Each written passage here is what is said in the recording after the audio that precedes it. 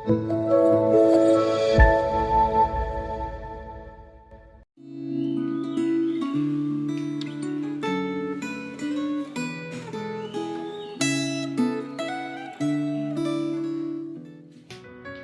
saudara yang terkasih, jumpa kembali di dalam Refleksi Gema tanggal 6 November 2021. Hari ini kita bersyukur oleh karena Tuhan telah menyediakan firman-Nya bagi kita untuk semakin belajar bertumbuh di dalam iman dan bertumbuh di dalam pengharapan, khususnya melalui perenungan akan firman Tuhan. Sebelum kita merenungkan firman-Nya, saya mengajak kita bersama-sama bersatu di dalam doa. Tuhan, inilah kami di hadapan Tuhan. Kami adalah manusia yang terbatas dan seringkali jalan kami bengkok. Kami bersyukur Tuhan, Kau adalah Allah yang panjang sabar. Kau Allah yang senantiasa rindu untuk menjumpai kami dan memberikan kami firman-Mu yang membimbing dan menuntun kami di dalam kebenaran agar hidup kami semakin berkenan di hadapan Tuhan. Tuhan tolong kami, kiranya Roh Kudus membimbing kami. Di dalam nama Yesus Kristus kami berdoa. Amin. Saudara mungkin mengenal apa benda ini, ya. Benda ini sesuatu yang tidak asing yang biasanya disebut dengan meteran atau pengukur. Saudara, kalau saja kita bisa membuat suatu ukuran terhadap diri kita, khususnya tentang kesabaran. Kira-kira seberapa panjangkah kesabaran Anda dan saya? Mungkin ada di sebagian kita yang merasa, aduh kalau ngomongin kesabaran, wah kayaknya pendek banget kesabaran saya. Tapi ada juga yang mungkin dengan percaya diri, wah kalau soal kesabaran, wah panjang sekali kesabaran saya gitu. Tapi ada juga mungkin yang ragu-ragu, mungkin merasa, ya kalau kesabaran saya mungkin ya sedang-sedang aja lah, nggak terlalu panjang, juga nggak terlalu pendek kok. Nah, tapi bagaimana jika kita mau mengukur yang namanya kesabaran Tuhan? Seberapa panjangkah kesabaran Tuhan? Mengapa ini menjadi menarik? Oleh karena hal ini kita seringkali baca dan khususnya yang kita akan renungkan di dalam Amos 7 dan Amos ke-8. Di sana kita berbicara tentang kesabaran Tuhan. Apa yang menjadi respons dan tindakan Tuhan? Sampai manakah batas kesabaran Tuhan itu? Dan apa yang akan menjadi tindakan Tuhan ketika melihat bangsa pilihannya begitu jahat dan tidak mau berbalik dari dosanya? Bagaimana respons Tuhan dan bagaimana tindakannya? Saudara, hari ini Refleksi Gema membahas tema, memang judulnya adalah kesabaran Tuhan. Dan ini semua terambil dari kitab Amos pasal yang ke-7 sampai yang ke-8. Oleh karena itu, sediakanlah pula waktu untuk membaca di dalam Alkitab Anda secara pribadi sehingga mendapatkan kisah yang lebih lengkap, juga disertai dengan buku Gema, di mana di sana ada latar belakang, konteks ataupun penjelasan yang sangat menolong untuk melengkapi akan pembahasan kita pada hari ini. Saudara, kesempatan ini saya hanya mengutip sebagian ayatnya, yaitu yang mencakup akan percakapan antara Tuhan juga dengan Amos di dalam penglihatannya. Pada saat itu Tuhan hendak mengirim akan belalang untuk merusak akan rumput-rumput. Dan di dalam Amos pasal 7 ayat 2 sampai 3 demikian bunyinya. Ketika belalang mulai menghabisi tumbuhan-tumbuhan di tanah, maka berkatalah aku kepada Tuhan Allah. Tuhan Allah, berikanlah kiranya pengampunan. Bagaimana Yakub dapat bertahan? Bukankah ia kecil?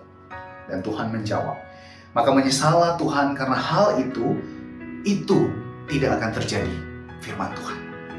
Lalu yang kedua, di dalam penglihatan itu Tuhan hendak mengirim akan api. Di dalam ayat 5 sampai 6 Amos berkata, Tuhan Allah, hentikanlah kiranya.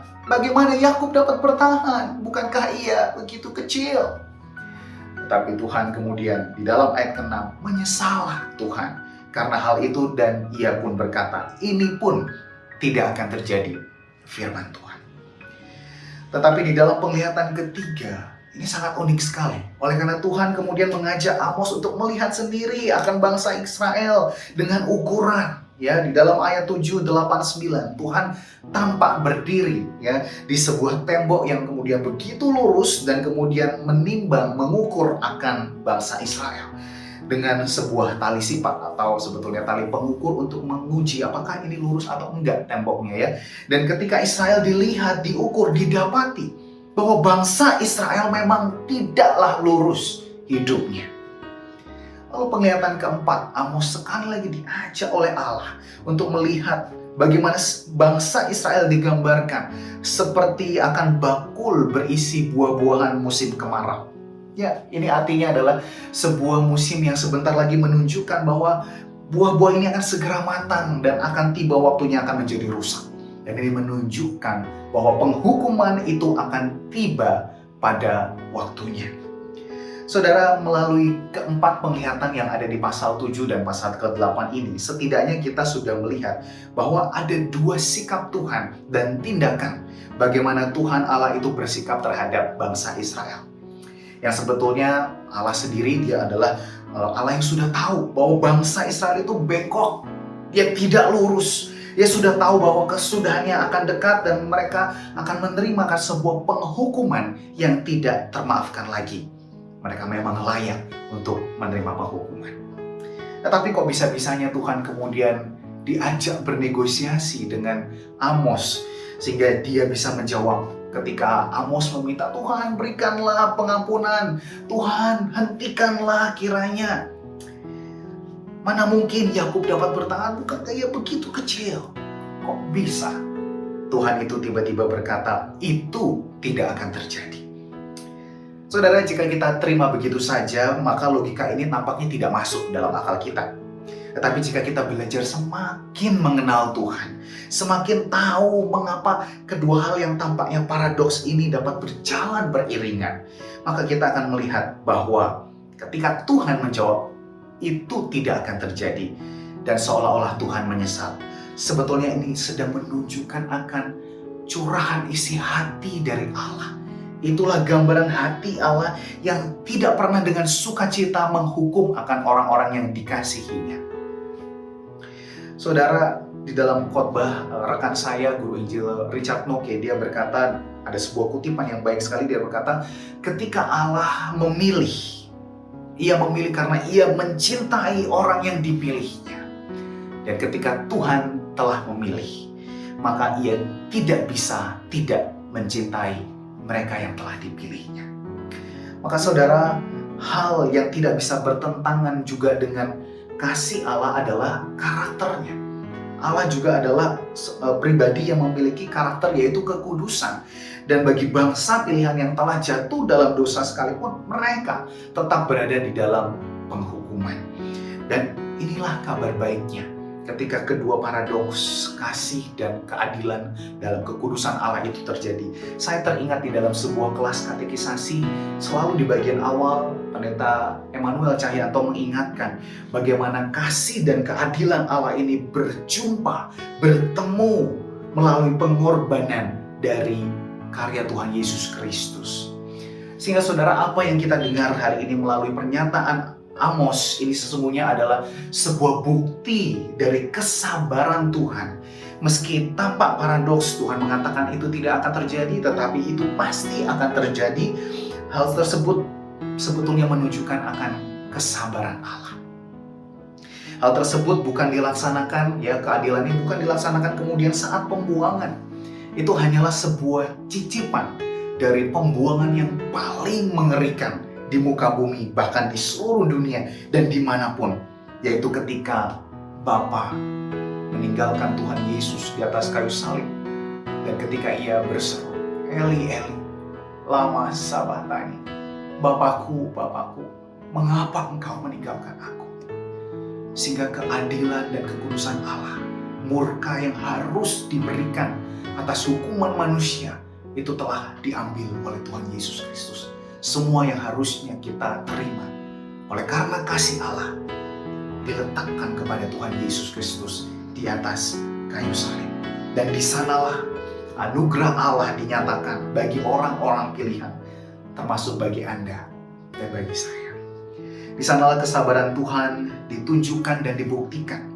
Allah Panjang Sabar adalah Allah yang ada di dalam Injil. Allah yang selalu sabar itu adalah Allah dari Injil yang palsu. Sebab Allah punya kesabaran, dan di dalam kesabaran itu Dia terus menantikan dan mendorong melalui Roh Kudus untuk kita kembali berbalik kepada Dia. Nahum 1 ayat 2-3a berkata, Tuhan itu Allah yang cemburu dan pembalas. Tuhan itu pembalas dan penuh kehangatan amarah. Tuhan itu pembalas kepada para lawannya dan pendendam kepada para musuhnya. Tuhan itu panjang sabar dan besar kuasa, tetapi Ia tidak sekali-kali membebaskan dari hukuman orang yang bersalah. Saudara, bagian yang kedua, kita belajar dan melihat di dalam pasal yang ke-8 ayat 11 sampai ke-12 dikatakan, sesungguhnya waktunya akan datang, demikian firman Tuhan Allah, aku akan mengirimkan kelaparan ke negeri ini, bukan kelaparan akan makanan dan bukan kehausan akan air, melainkan akan mendengarkan firman Tuhan. Mereka akan mengembara dari laut ke laut, menjelajah dari utara ke timur untuk mencari firman Tuhan, tetapi tidak mendapatnya. Sehingga di dalam kesabaran Tuhan yang saat ini masih diberikan kepada kita, marilah kita sama-sama jangan sampai mengalami suatu masa di mana seperti orang-orang kemudian menolak Tuhan Yesus dan mereka tidak mau mendengarnya. Marilah kita, ketika firman masih disediakan kepada kita, seperti yang penulis Gema ajak kita untuk renungkan bersama, selagi kita masih menikmati kesabaran Tuhan, selagi masih ada kesempatan, bertobatlah, jauhilah yang jahat dan lakukanlah yang baik.